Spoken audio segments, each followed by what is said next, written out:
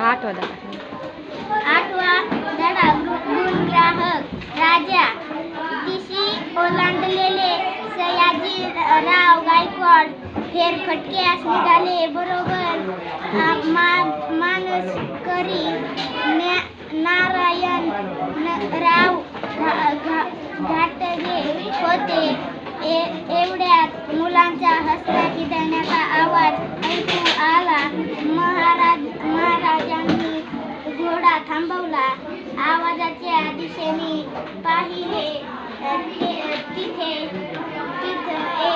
एक वडाचं झाड होतं. एक पोरगा माकडासारखा उड्या मारत होता. चढला दुसरा पोरगा त्याचा पाठलाग करत होता. पहिला पारंबी पकडली.